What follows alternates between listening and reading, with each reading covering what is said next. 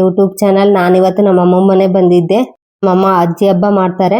ಅಜ್ಜಿ ಹಬ್ಬನ ಹಳ್ಳಿ ಕಡೆ ಮಾಡ್ತಾರೆ. ಅಜ್ಜಿ ಹಬ್ಬಕ್ಕೆ ನಾವು ಹೋಳಿಗೆ ಮಾಡಿದ್ವಿ. ಕರ್ಗಡ್ಬು ಹೋಳಿಗೆ ಅಂತಾರೆ. ಹೇಗ್ ಮಾಡೋದು ನೋಡೋಣ ಫ್ರೆಂಡ್ಸ್. ಮೈದಾ ಹಿಟ್ಟಿಗೆ ಉಪ್ಪು, ಸೋಡಾ, ಸ್ವಲ್ಪ ಎಣ್ಣೆ ಹಾಕಿ ನೀರ್ ಹಾಕಿ ಚೆನ್ನಾಗಿ ಕಲಸ್ಬೇಕು. ಮೈದಾ ಹಿಟ್ಟು ಸ್ವಲ್ಪ ಗಟ್ಟಿಯಾಗಿರ್ಬೇಕು. ಈ ತರ ಇರ್ಬೇಕು. 1 ಅವರ್ ನೆನೆ ಇಟ್ಮೇಲೆ ನಾನು ಈ ತರ ಸಣ್ಣಕ್ಕೆ ಬಿಲ್ಲೆ ಮಾಡ್ಕೊಂತಿದ್ದೀನಿ ಉದ್ದಕ್ಕೆ. ಮೈದಾ ಹಿಟ್ಟು ನೆನೆಯಕ್ಕೆ ಇಟ್ರೆ ಚೆನ್ನಾಗಿ ಬರ್ತವೆ ಕರ್ಗಡ್ಬು.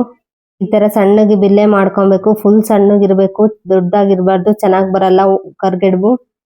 ಎಲ್ಲ ಈ ತರ ಸಣ್ಣ ಬಿಲ್ಲೆ ಮಾಡ್ಕೊಂತಿದೀನಿ, ನೋಡ್ತಿದ್ದೀರಲ್ಲ ಫ್ರೆಂಡ್ಸ್. ಕರ್ಗಡ್ಬು ಮಕ್ಕಳಿಗೂ ಇಷ್ಟ ಆಗುತ್ತೆ, ದೊಡ್ಡವರಿಗೂ ಇಷ್ಟ ಆಗುತ್ತೆ. ನಾನು ಎಲ್ಲ ಈ ತರ ಬಿಲ್ಲೆ ಮಾಡ್ಕೊಂಡೆ. ಇವಾಗ ಮನೆಯಲ್ಲಿ ಉದ್ದು ತೋರಿಸ್ತಿದೀನಿ, ನೋಡ್ತಿದ್ದೀರಲ್ಲ ಫ್ರೆಂಡ್ಸ್. ಸಣ್ಣಕ್ಕೆ ಉದ್ಬೇಕು, ಅಗಲ ಇರ್ಬೇಕು. ಉದ್ದಕ್ಕೆ ಸ್ವಲ್ಪ ದಪ್ಪನೇ ಉದ್ಬೇಕು, ಚೆನ್ನಾಗೇ ಬರ್ತವೆ ಕರ್ಗಡ್ಬು. ನಾನು ಒಂದು ಉದ್ದಿದೆ, ಇನ್ನೊಂದು ಉದ್ದು ತೋರಿಸ್ತಿದೀನಿ ನೋಡ್ರಿ ಫ್ರೆಂಡ್ಸ್. ಒಂದೇ ಅಳತೆ ಇರಬೇಕು ಕರ್ಗಡ್ಬು. ಇದೇ ತರ ಉದ್ದು ತೋರಿಸ್ತಿದೀನಿ, ನೋಡ್ತಿದ್ದೀರಲ್ಲ ಫ್ರೆಂಡ್ಸ್.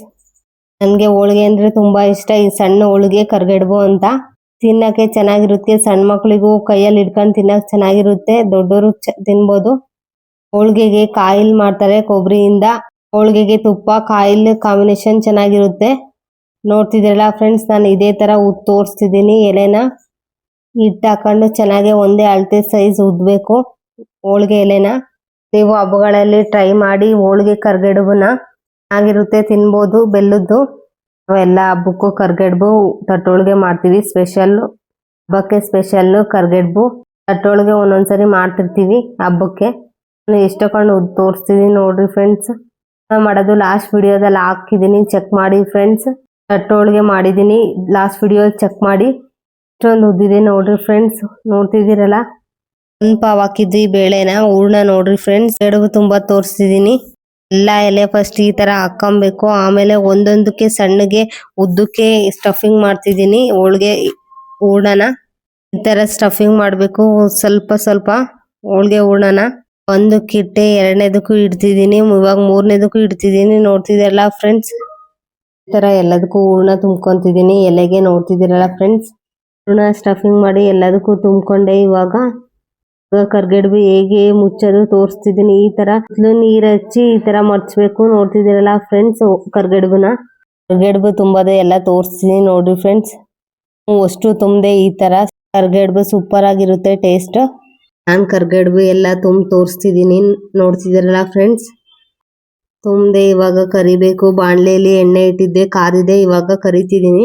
ಎಣ್ಣೆ ಕಾದಿದೆ, ಬಾಣ್ಲಿಲಿ ಕರಿತಿದೀನಿ. ಒಂದೊಂದೇ ಹಾಕ್ತಿದೀನಿ. ಮೀಡಿಯಂ ಉರಿಯಲ್ಲಿ ಕರಿಬೇಕು ಹೋಳಿಗೆನ. 10 ನಿಮಿಷ ಚೆನ್ನಾಗಿ ಕರಿಬೇಕು ಹೋಳಿಗೆನ, ಕಾಫಿ ಕಲರ್ ಬರೋ ತನಕ. ಈ ಕಲರ್ ಬಂದಿದೆ ಅಂದ್ರೆ ಕರ್ಗಡ್ಬು ಬೆಂದಿದಾವೆ ಅಂತ. ಮೀಡಿಯಂ ಫ್ಲೇಮ್ ಅಲ್ಲಿ ಚೆನ್ನಾಗಿ ಕರಿಬೇಕು ಎರಡು ಕಡೆನು. ಹೋಳಿಗೆ ಕಲರ್ ನೋಡ್ತಿದ್ದೀರಲ್ಲ ಫ್ರೆಂಡ್ಸ್, ಈ ತರ ಬರ್ಬೇಕು. ಕರ್ಗಡ್ಬು ಚೆನ್ನಾಗಿ ಬೆಂದಿದಾವೆ. ಇವಾಗ ತೆಗ್ದು ಹಾಕ್ತಿದ್ದೀನಿ, ನೋಡ್ತಿದ್ದೀರಲ್ಲ ಫ್ರೆಂಡ್ಸ್. ಮತ್ತೆ ಕರ್ಗಡ್ಬು ಬಾಣ್ಲಿಗೆ ಹಾಕಿ ಕರಿತಿದ್ದೀನಿ. ಹೋಳಿಗೆ ರೆಡಿ ಇದೆ. ಇವಾಗ ಕರ್ಬೂಜ ಹಣ್ಣು ಇದು 2 ಹೋಳ್ ಮಾಡ್ಕೊಂಡು ಸ್ಮಾಲ್ ಪೀಸಸ್ ಮಾಡ್ಕೊಂಡು ಜ್ಯೂಸ್ ತರ ಮಾಡ್ಬೇಕು.